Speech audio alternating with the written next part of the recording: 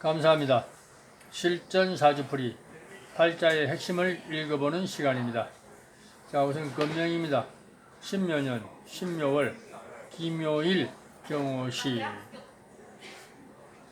참고로 이 주인공은 2011년생이니까 금년 이민년 기준으로 12살 되겠네요. 기토일간이 묘월인데 묘날 묘년에 태어났다. 벌써 뭔가 좀 심상치 않죠. 편관 7살이 완전히 연월일을 지배하고 있고, 그럼 이 정도 되면 보통 얼른 떠오르는 것이 여기에 이것을 대세가 아무리 살이라도 쫓아가야 될 상황이다. 종격을 연상하게 되는데 세력적으로 보면은 그렇죠. 그러나 또 종격이라는 것은 쉽게 이루어지는 그런 어떤 경우의 수가 아니니까 전체를 한번 살펴보고 나서 또 결론을 내려야 되겠습니다. 천간에는 묘하게도 또 식신상관이 쭉 또 자리를 잡고 있습니다.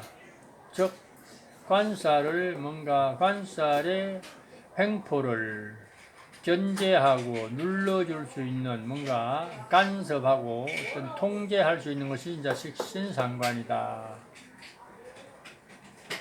그러니까 기토 입장에서도 일단은 관살의 어떤 그런 두려움 속에서 약간은 위로를 받을 수 있는 그런 견제 지신이 있다라는 것인데, 그것만 가지고 해결되지는 않죠. 그리고 이런 식상이 지지에 어딘가에 강력하게 있으면은 또 확실하게 관사를 지는 지길이 가는 간길이라고 통제할 수 있는 그런 근거가 좀 되는데, 천간에만 쭉 있는 에너지들은 동적인 에너지라서 지지에 있는 에너지보다 약합니다. 그거는 익히 명리를 공부하는 사람들은 다 알고 있는 것이니까 그 정도로는 상식적으로 응용을 해야 됩니다. 그로 해서 지지에 좀 더 조력자가 필요한데, 지지에서도 특히 이제 시간의 오시에서 인성은 직접 나의 어떤 실질적인 뿌리가 될 수 있는, 조력자가 될 수 있는 에너지죠.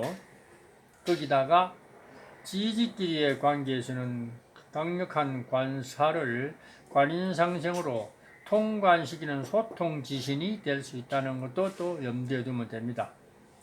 여기서 또 혹자들이 신살로 묘파가 들어서 그게 불가능하고 이런 소리 하는 사람이 있으면 그거는 일단은 초보자라고 보면 됩니다.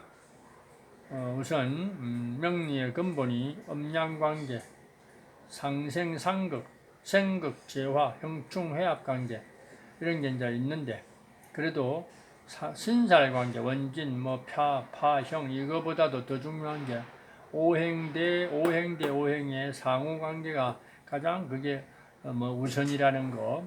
상생상극 관계가 먼저 보고 그 다음에 또 형충회합도 본다 하는 겁니다. 그래서 이런 경우라면은 시지가 어떤 기토에는 녹지죠. 그래서 어느 정도 생을 받을 수 있는 그런 일점 시신이 자리 잡고 있다 이렇게 보면 됩니다.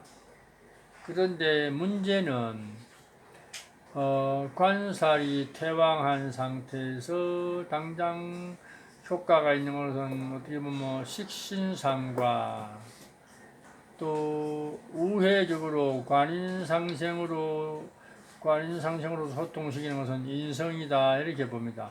다 필요한 겁니다. 그런데 문제는 식상은 금성이고 인성은 환대, 완전 다르죠. 정반대의 기운이라서 이것을 어떻게 취할 것인가, 그게 이제 딜레마입니다. 문제죠.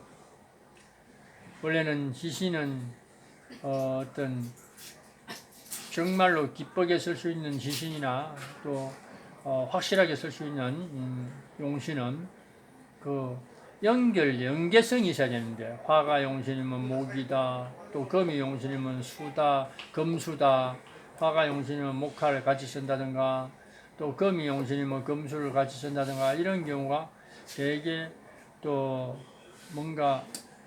순리적인 어떤 그런 흐름을 쫓아가는 사주인데, 이런 경우는 이것도 쓸 수 있고 식상도 쓸 수 있고 인성도 쓸 수 있으니까 이게 이제 문제라는 거죠.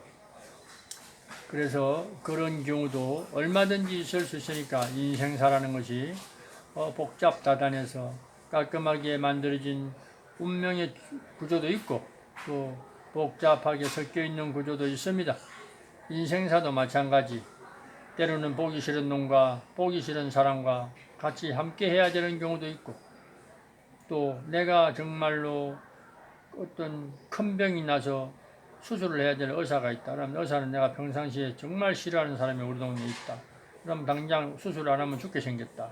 그렇다면 그 의사를 가서 또 부탁을 해야 되는 게, 그게 또 인생 삶의 또 비애고, 또 어떤 피치 못할 사정은 누구든지 있을 수 있고, 또 그런 경우에 해당되는 경우도 종종 있을 수 있기 때문에, 그래서 우리가 꼭 내가 좋아하는 거, 또 순리대로 바라는 것만 취할 수 없는 것이 인생사고, 또 사주도 내 맘대로 생길 수가 없고 그냥 어쩌다 타고났는데, 그런 구조라면 또 그렇게 따라가면서 순응하면서 살아갈 수밖에 없다. 그래서 이 천간으로는 운에서, 행운에서, 대운에서나 세운에서 천간으로 식상이 오는 것은 무조건 받아서 쓰는 거고, 왜? 살을 눌러줘야 되니까, 계도절각법에서, 계도법에서 계도절각에서 눌러주는 거죠. 압력을 가하는 거죠. 그 다음에 또 지지로는 또 인성이 또 있으니까, 인성이 또 지지에서는 소통의 역할을 하면서 어떤 시신의 용신 역할을 할 수 있다라는 겁니다.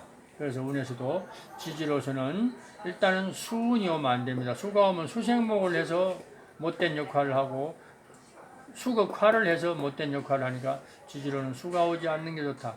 단 특히 자수 같은 이런 수는 직접 좌우충을 해버리니까 상당히 꺼려서 견제해야 될 수다, 이렇게 봅니다. 어찌됐든 이 운명은 이것을 쫓아서 간다면은 종격인데, 사주 구조가 종격의 구조를 형성하고 있지 않기 때문에, 어찌됐든 식상을 빌어서 관을 제압하고, 또 그 틈을 노려서 인성의 운을 또 맞이해서 또 뭔가 지식을 습득하고, 그래서 자기 경쟁력을 키우고 그래야 되는 수밖에 없다라는 말씀을 드립니다. 그래서 이런 명조를 구분할 때 용신은 하나다라고 정해버리면 이거냐 어떤 것이냐 너무나 좀 갈등을 유발할 수밖에 없죠. 이것도 필요하고 이것도 필요한 겁니다. 이거는 이거대로 역할이 있고, 식상은 식상대로 역할이 있고, 관을 제압하는 역할이 있고, 인성은 인성대로 나를 도와주는 역할이 있으니까, 여기는 신약사주이기 때문에 양자택일의 운명이 아닙니다. 이것대로 쓸 수 있고 저것도 필요하고 그렇게 사용해야 되는 전형적인 그런 명조다. 사실 이 주인공은 아주 어리지만은도 요즘 초등학생이라도 고학년이 되면 절대 어리게 보면 안 되죠. 문명이 발달하고 아이들의 문명 습득이 빠르기 때문에 항상 어른들도 아이들의 어중이나 의견을 경청해야 되는 그런 시대가 왔다라는 것을 말씀드리면서, 모친께서 이제 내방한 이유가 이러한 명조를 가진 아이니까 아무래도 키우기가 만만치가 않겠죠. 비 맞추기가, 또 어떤 그 성격을 또 무난하게 또 뭔가 이끌어줘야 되는 그런 부모의 역할도 있고, 또 아이의 비위도 그게 쉽게 맞추기 쉽지 않고, 아무래도 이제 신약하니까 비위가 약하고, 또 저도 살기 위해서는 뭔가 식상이라는 어떤 주장을 할 테고, 물론 엄마는 필요하지만은도 어찌됐든 엄마 입장에서 보면은 까다로운 그런 면이 있어서 고민이 되니까 내방한 경우에 해당합니다.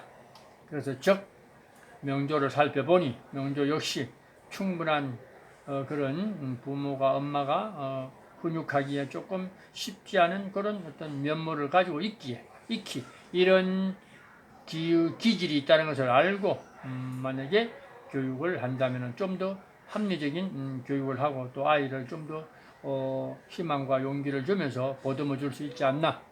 그래서 우리가 싸움을 해도 나를 알고 적을 알아야지 어떤 이길 수 있는 방법을 찾을 수 있듯이 부모가 자식을 대하는 것도 마냥 잘해주는 것이 좋은 게 아니라 마냥 혼내는 것이 나쁜 게 아니라 상황에 맞춰서 아이의 그 성향이나 성격에 맞춰서 소통하는 것이 가장 훌륭한 어떤 교육법이고 부모로서의 어떤 취해야 할 어떤 그런 대하는 방법이다라는 것을 말씀드립니다.